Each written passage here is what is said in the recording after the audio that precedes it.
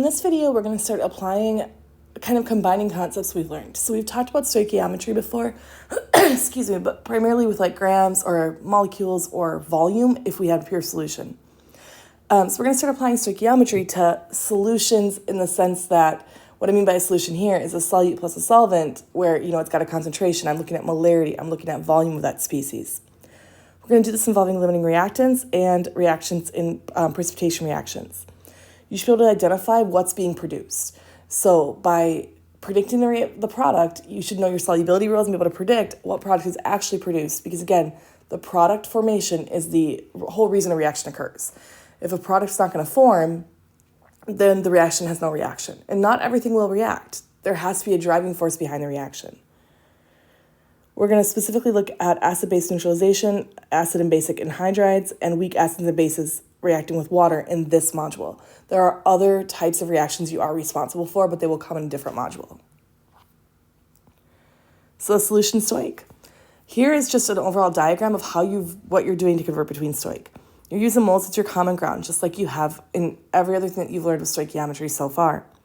Find the moles of the known solution, and you convert to the units of your unknown. Basically, ask yourself, what am I trying to find, and see how you can get there. Step A to step B to step C if needed, but how can you get from point A to point C? Remember that moles is your one key thing that converts between the two. Your stoichiometric factor, your conversion factor is between your moles. If you are given the volume of a pure substance, we use density to find mass, went to molar mass, and went to grams of moles. Same thing if you had just mass, if you were just given grams, we use molar mass to get to moles. We've learned, and so this conversion here, we learned in the chapter 1. The conversion between molar mass and moles, we learned in chapter 2. Using Avogadro's number to go from number of things, number of ions, molecules, particles, back to moles, we learned in chapter 2. This term, stoichiometry, we learned the term in chapter 4, but we started applying that concept in chapter 2. We started looking at formulas and the stoichiometric ratios for the conversion factors. Now, in chapter 4, we started looking at balanced equations to do it. The newest part we're adding in is right here. We're saying we've got a solution. We're going to be using molarity to convert between. So, there's no tricks to this. This is how I know how to get through these things. If I am given the volume of a pure substance, so the volume of ethanol, I'm going to use density to get to grams, use molar mass to get to moles. If I'm given the volume of a solution, I will be told the molarity. I will be using molarity to convert over to moles. If I'm given the number of something, I'll be using Avogadro's number to convert back to moles. Then once I'm in moles, I can convert to the other species and then go to whatever my resulting end goal is. So these are some of the reactions you guys are responsible for. Again, there are additional categories that will be useful, and you will see other examples in class. But these are the ones that you need to be able to predict products for. You're responsible for precipitation reactions, which is a double replacement reaction. A salt hydrolysis reaction, a basic species steals the proton from water, and acidic species donates a proton. Neutralization reactions, these could be double replacement. It could also show a weak base accepting a proton, acids donating a proton. Redox reactions, we're going to talk more about redox in another module as well, but redox is a transfer of electrons.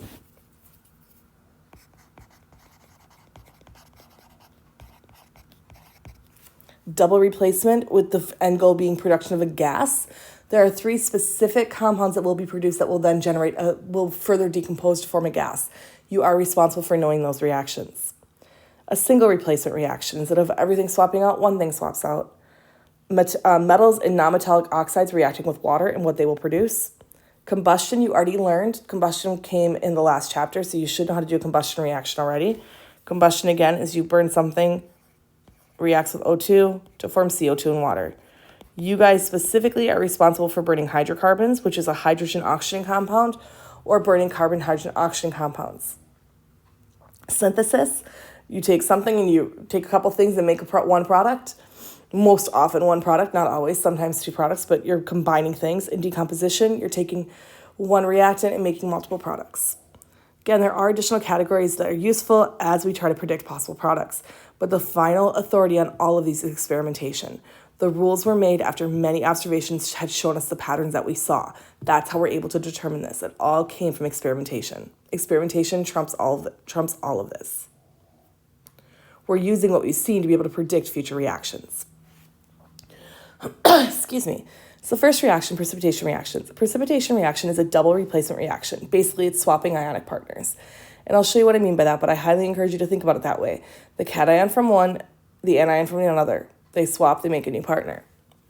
So, and again, we will show you an example, but as a quick example, if I had NaCl, we know NaCl is aqueous because sodium is group 1 cation. It is always aqueous. Chlorides are usually aqueous. Let's say I combine this with lead 2 nitrate. Lead, not always soluble, but nitrates are always soluble. I'm going to swap partners here. I take the cation from one and the anion from the other, and I make the new compound. And I'm going to run everyone up there, so I'm going to write down here. But this would make sodium nitrate. Remember, sodium has a +1 charge, nitrate has a -1 charge, so we're going to have to balance the reaction in a minute, but right now this is the correct formula. And then I take the cation from one, the anion from the other, and I make the new compound. I need 2 chlorides for every 1 lead, because lead is a 2+. In this formula, lead is 2+. It's lead 2+ nitrate, or lead 2 nitrate. Balance this out. I'm going to put, let's see, I need 2 nitrates, 2 sodium, 2 chloride. I know sodium is always soluble because it's a group 1 salt. I know nitrates are always soluble because my solubility rules. I know lead 2 chloride is insoluble because chlorides are usually soluble, but not with lead 2+, and the lead 2+ solid has formed. The formation of this compound, this being solid, this is what has driven this reaction forward. If all of the products were also aqueous, there would be no reaction because there'd be no reason for them to come out of solution and actually form a solid. The driving force of precipitation reaction is the insolubility of the product formed. The fact that that product formed is the reason the reaction has occurred. Memorize your solubility rules, use them to predict if an ionic compound is soluble or insoluble. If it's soluble, if everything that you produce is soluble, there will be no reaction. If one of the compounds you produce is insoluble, that is the driving force of the reaction. A precipitation reaction will occur. So let's look at this example, double replacement reaction. Inspect the possible products that could be formed from the new combinations of ions. Refer to your memorized solubility rules with an insoluble product, the precipitate form. So what we've got here pictured is it's showing you being poured out of this container is Ki, potassium iodide. The solution in here, the clear solution in here, is lead 2 nitrate, and it's forming this yellow compound, which is lead 2 iodide. The KNO3 is staying in solution. So what we got, let's actually try to think about what this looks like, okay? Here we've got our Ki. What's actually occurring in solution there is what's trying to be shown in the picture here. We've got K+ ions floating around. We've got I- ions floating around. Notice I don't have any Ki. This is a soluble compound, which means in solution, these are floating around as individual little ions. They are stabilized by the water, like we talked about in the very beginning of chapter 5, or the Manageable 5a video. The compound does not exist as Ki unless it's in a solid form. In aqueous, once dissolved in water, those potassium ions are floating around, those iodine ions are floating around. I do not have Ki anymore. So this is what's floating around over here. For the lead 2 nitrate, I have lead 2+ floating around. And for every lead 2+ floating around, I have 2 nitrates floating around.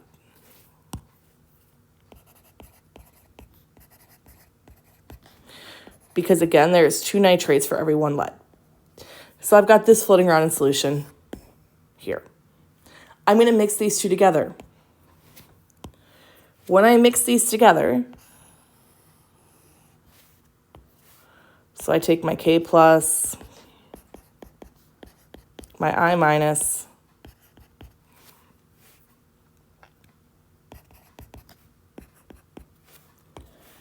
lead 2+, my nitrates,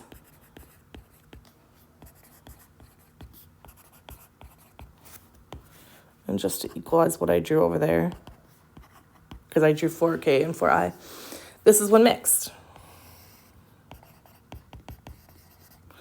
What's happening here is this lead is grabbing 2 iodines.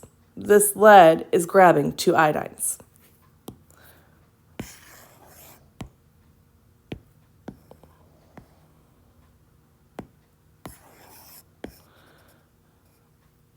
Went too far, sorry.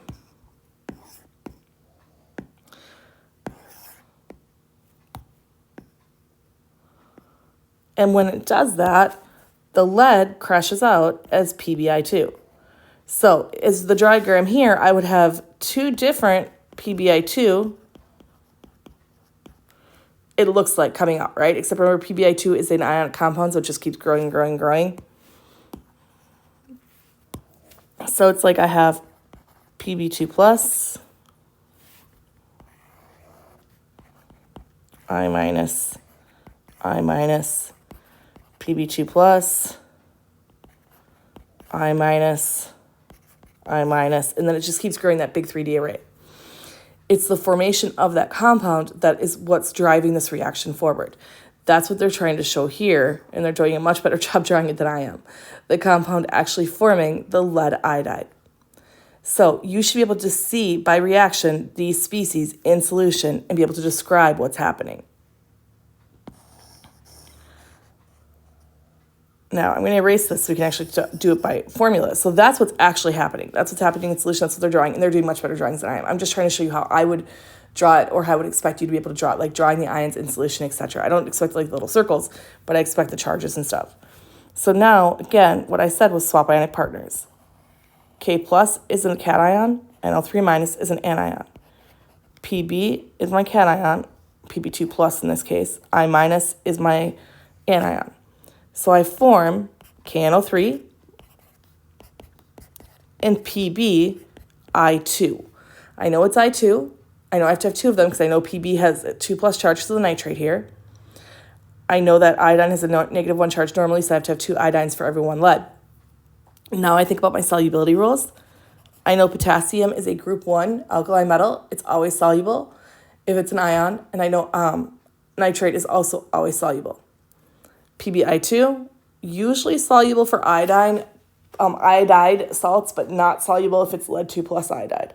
So that will form the solid, and that's how I know that's the driving force of the reaction.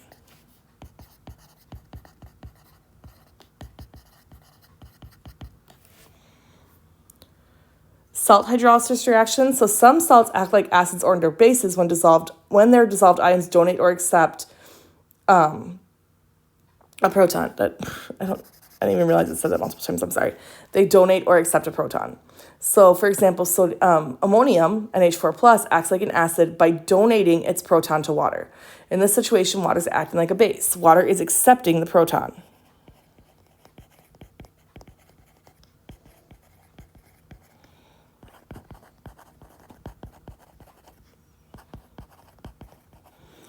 And notice, again, not only donating a proton, but it's forming H3O plus, which is our Arrhenius definition of an acid. So NH4 plus acting as an acid, H2O, water is acting as a base here. F minus, fluoride ion, acts like a base by accepting a proton from water. So this is my base. It's accepting a proton. Water is one of those species that can act as an acid or a base. It's amphoteric. It can do either one.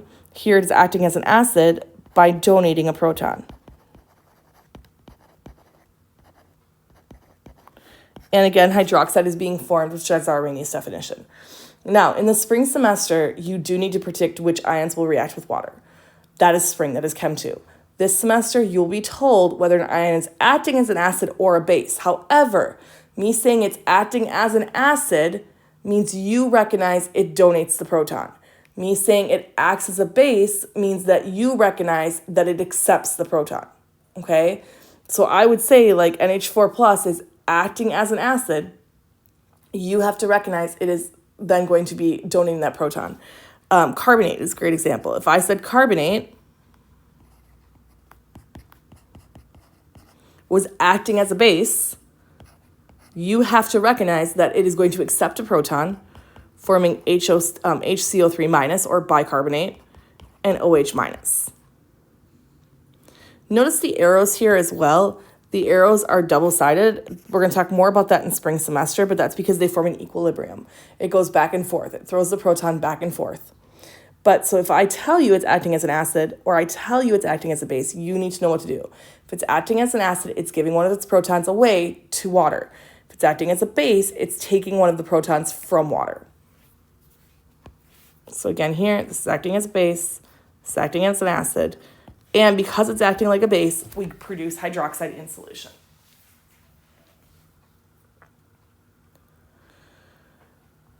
I know we talked about this previously, but again, the Arrhenius definition of an acid is a substance that produces H plus or H3O plus ions in aqueous solution. A base is a substance that produces hydroxide ions in aqueous solution. Strong acids and strong bases completely ionize in aqueous solutions. That's why we have a single-headed arrow.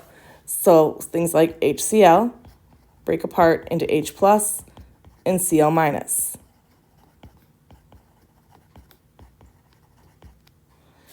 Sodium hydroxide, NaOH, breaks apart into Na plus and OH minus. Single-headed arrow. Weak acids and bases only partially ionize in solution, so we use what we call your equilibrium arrows. Let's see, so like, sorry, my brain is tired. H2S is a weak acid. This will form HS minus plus H, I didn't put the water on this side. If you write plus water, you have to write plus H3O plus. If you don't write plus water, you can just write H plus because it means the same thing. And then it will do a second one where it loses a second proton.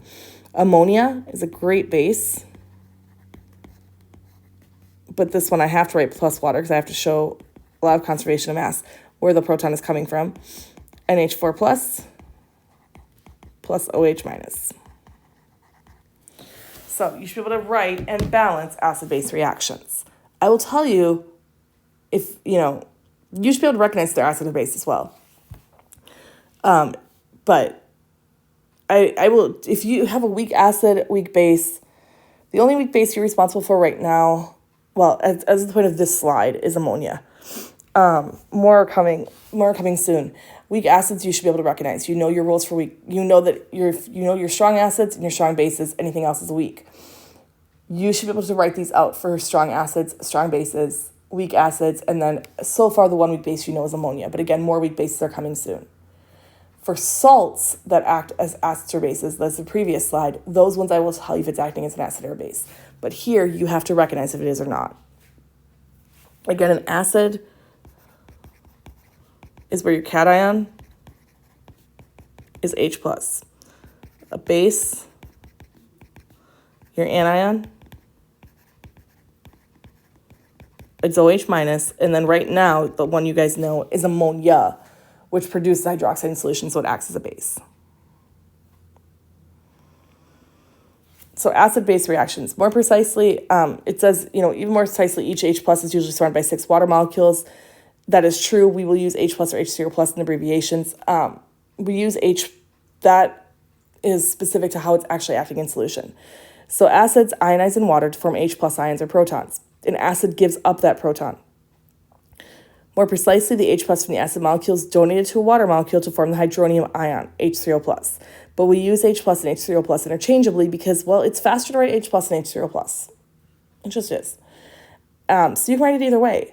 If I want to use H plus, I could say HF is dissociating into F minus and H plus. This is a completely balanced equation. It's completely valid. This H plus is representing H3O plus. If I want to write H3O plus, I have to write H2 on the other side because I have to balance my equation. It will not balance if I don't do that. Either one of these equations are valid and they mean the exact same thing. So we say H plus in solution. It is true that H plus is being donated to a water molecule and the water molecule is holding on to it. This part up here, each H plus is usually surrounded by 6 water molecules. we'll use H plus or H0 plus abbreviations. That is actually even more valid. And we're going to talk more about that as we get into second semester. Okay. So if you've already known that, or you're really good at chemistry and you want to come see me in off stars, I'll draw the pictures out for you. I'll show you that. For Chem 1, we just say H plus H3O plus. Bases dissociate in water to form hydroxide ions. So bases like ammonia that don't contain hydroxide ions produce hydroxide by pulling protons off of water molecules. The proton attaches to the nitrogen specifically. This is really important. If you have a nitrogen that has a lone pair on it, it can act as a base. So ammonia is drawn out like this. This lone pair of electrons right here are able to accept that proton, and they are able to accept the proton from the water molecule, forming NH4 plus and hydroxide. That's what makes it a base. This right here, this represents that pair of electrons that has been donated by the nitrogen to the hydrogen to allow the hydrogen to bond to it. That's what's making it a base. And neutralization reactions, dissolved ions rearranged in solution. 1 mole of H plus reacts with 1 mole of OH minus to form 1 mole of water. If you mix an acid and a base, they will form salt plus water. The H plus will find the OH minus and they will neutralize each other, forming water. And water is a neutral species. The salt is the formula of the neutral compound that's formed from the remaining spectator ions. So for example, HCl plus sodium hydroxide. HCl, or hydrochloric acid, we know as HCl. Sodium hydroxide, NaOH. Swap partners again. It still works. H plus is the cation, OH minus is my anion. That forms water. Water is just a liquid. It's not aqueous. I don't dissolve water in water. Cation from one, anion from the other. Swap partners, I get NaCl, and that one is aqueous. Reaction's already balanced, even easier. So it still works like prediction-wise like a double replacement reaction, but it is an acid-base neutralization reaction because I'm taking acid to base forming salt plus water. I can do it with oxalic acid and barium hydroxide as well. Oxalic acid is based on oxalate. Oxalate is C2O4 2 minus. So I must need 2 protons to make this neutral.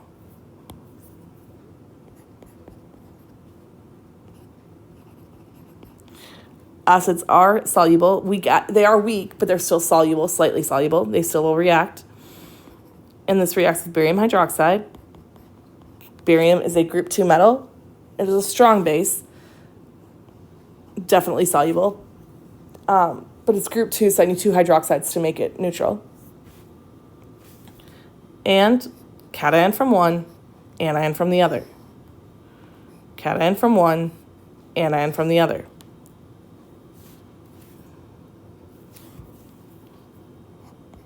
I'm going to, see, H2O. So 2 hydrogens, 4 hydrogens, 2 oxygens overall. I'm going to balance reaction in a sec, but you have to recognize that, H2 plus 2 OH minus is going to give you 2 waters. I'll balance it out in a sec. Plus barium oxalate, BaC2O4.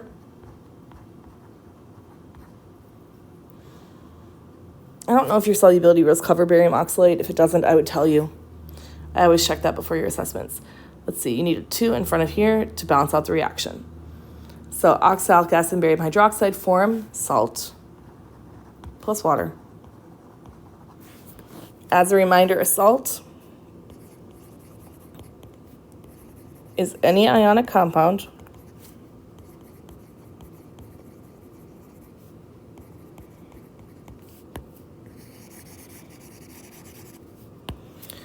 whose cation is not H plus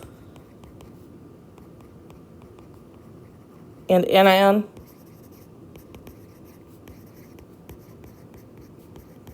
is not OH minus. Students like to think about it just being straight up sodium chloride. Not true. Any ionic compound that's not an acid or a base is a salt by definition. Let's go ahead and work an example. What mass in grams of sodium bicarbonate, NaHCO3, is required to neutralize 1,000 mils of a 0.35 molar H2SO4 solution? First thing I really need is the balance equation. So sodium bicarbonate. I know sodium bicarb, sodium is Na plus, bicarbonate, HCO3 minus. So that's going to give me NaHCO3. Sodium is, salts are always soluble, so that's going to be aqueous.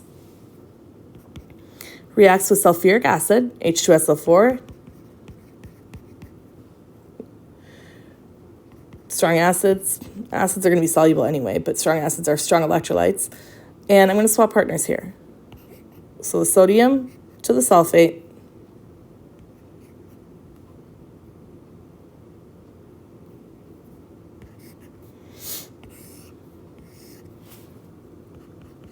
Na2SO4, aqueous. I knew I was going to run out of room. Plus, if I write this out,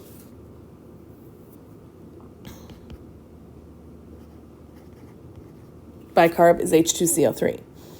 Now, the thing about this compound, first, let's balance it. 2 in front of here. The thing about this compound is that we're going to learn about this a little bit, but this is one of those gases that further decomposes. It doesn't actually stay this way. It doesn't matter for this reaction, but we do need to talk about it. Carbonic acid, H2CO3, decomposes to form water and CO2 gas. It's not a stable compound. It forms an equilibrium, it goes back and forth. So if you have a drink in front of you that's carbonated, the reason you're getting bubbles popped in your face, you're getting CO2 in your face because they bubbled it through the pot or through your drink. And now it's, back and forth through an equilibrium. That is technically the balance reaction. So we need to actually write this out. Let's write this out not so messy. 2 NaHCO3, aqueous, H2SO4, aqueous, forms Na2SO4, aqueous, H2O liquid, and CO2 gas. Again, you haven't quite got there yet. We'll do that soon, but I'm just going to erase this part. We'll get there soon, but you will be responsible for recognizing that carbonic acid is one of the ones that one form does further break down. It doesn't matter for this reaction because we don't need it for the math, but we do need to understand that. So what am I trying to find? Okay, I'm trying to find number of grams. Sodium bicarb to neutralize 0.350 molar H2SO4. So I don't care which numbers you start with. You need to find that. I don't care if you start with the 1,000 mils or the 0.35 molar H2SO4. I start with the 0.35 molar because my brain just likes that better. 0.350 molar, again, you could write just a capital M here, H2SO4. Personally, I like writing it as the conversion factor it is. 0.35 moles of H2SO4 per 1 liter of solution. I'm going to multiply that by the volume of solution I have to get to moles of H2SO4. I have 1,000 mils, so 1.0000 liters of solution. And that is my H2SO4 solution. I'm only specifying that because pretty soon we're going to be flipping between different solutions, and it makes it easier to know which solution you're talking about. At this point in the reaction, I have converted to moles of sulfuric acid. Now I can use my balanced equation, and I see that there's 2 moles of bicarb required for every 1 mole of sulfuric acid neutralized. So 2 moles NaHCO3 for every 1 mole of H2SO4. I need moles of bicarb. Add up the molar mass of bicarb, and I see it's 84.01 grams of sodium bicarbonate for every 1 mole of sodium bicarbonate.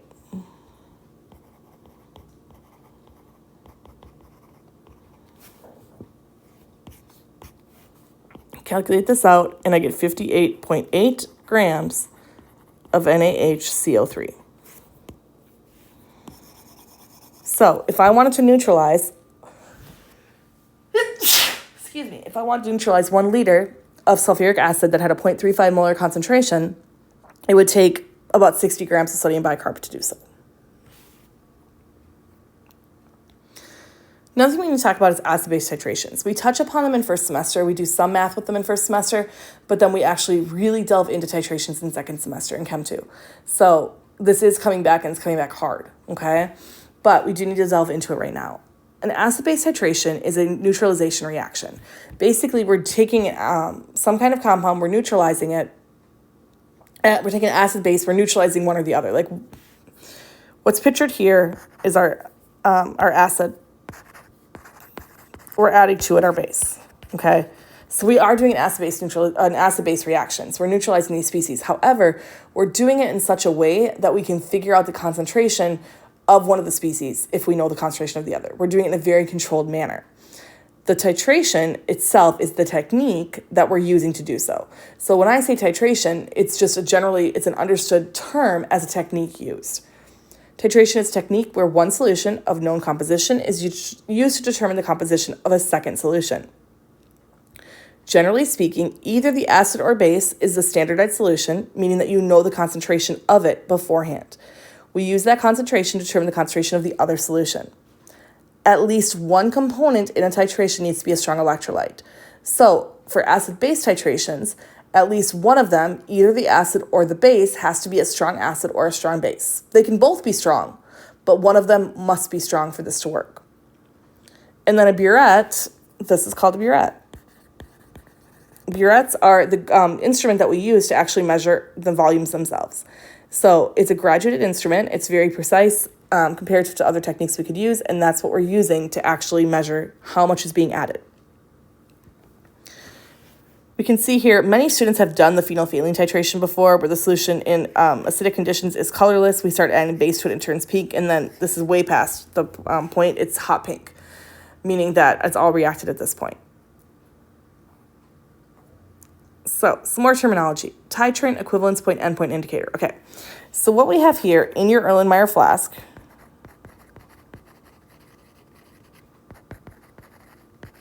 is your analyte.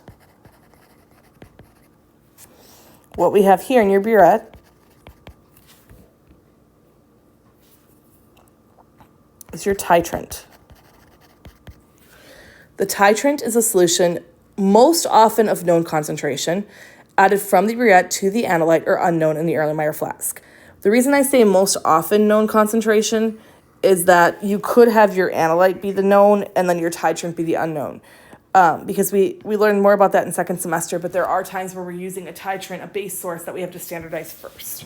But once standardized, it becomes our known concentration solution. So we're taking that titrant and we're adding it to our analyte in the Erlenmeyer flask through the burette.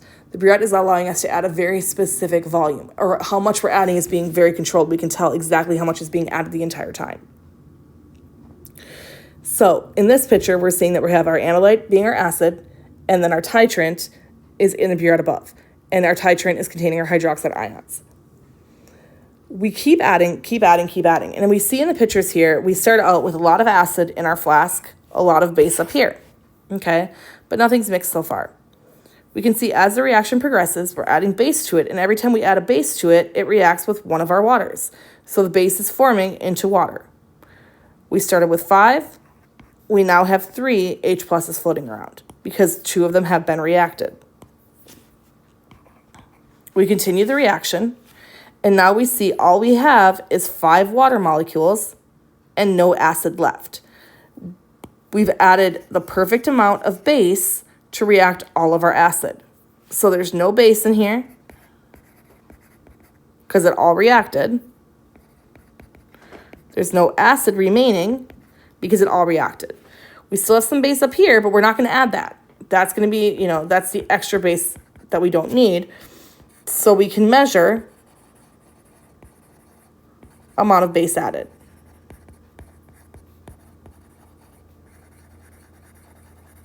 If we know the concentration of the base added, and we know the volume of base added,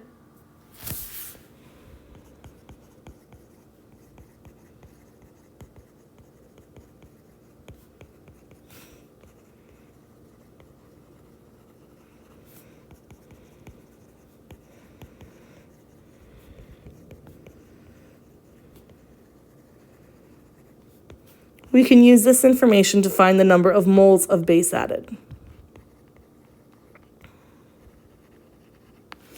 Then we can use stoichiometry to find the moles of acid in the analyte. If we know the volume of the analyte, we can find the concentration. So there's a lot of things we can do here. But the last three terms we have here, equivalence point, endpoint, indicator. Equivalence point is the point in the titration when the number of moles of titrant added is chemically equivalent to the number of moles of analyte. That's here. This is my equivalence point. I don't have any excess base, I don't have any excess acid. Everything has been chemically neutral or equivalent. It's chemically equivalent, it's neutralized. The reason we say chemically equivalent is that if I have, say I have a base source that's adding 2 hydroxides, like if I have barium hydroxide, this produces 2 hydroxide for every 1 barium hydroxide. If this is reacting with something like HCl, I would need 2 times the HCl to neutralize barium hydroxide. I mean chemically equivalent by the balanced equation. And we will do examples like this in class as well. The endpoint is the point in the titration where the reaction is assumed to be complete as shown by indicator. The endpoint often involves a color change and needs to be as close to the equivalence point as possible. And your indicator is a chemical that changes color and used to mark the endpoint of a titration, selected so that the endpoint occurs as closely as possible to the equivalence point. What does that all mean? Let's erase all the drawing on this so we can talk through the colors down here. We see here, when the reaction started, my analyte was clear.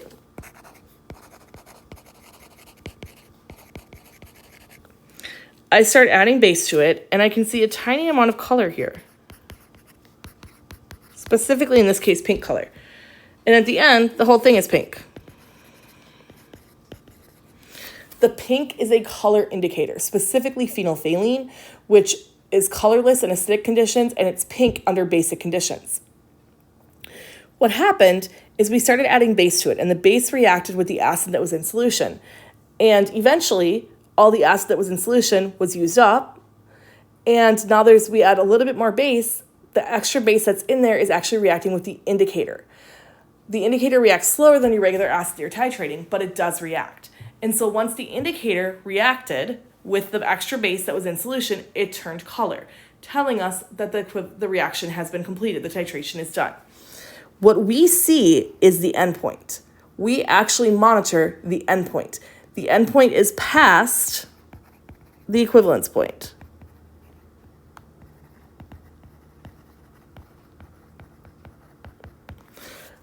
What we want is the equivalence point, but we can't see that. We can't chemically see when they're equal to each other because the solution goes neutral at that point. We can't see it. We don't have a color indicator that will do that. The endpoint allows me to go just past the equivalence point and see the color change. And usually it takes such a small amount of volume to do that that it won't affect the actual calculations we're doing for the concentration of the species. So equivalence point is where the moles of acid are chemically equivalent to moles of base.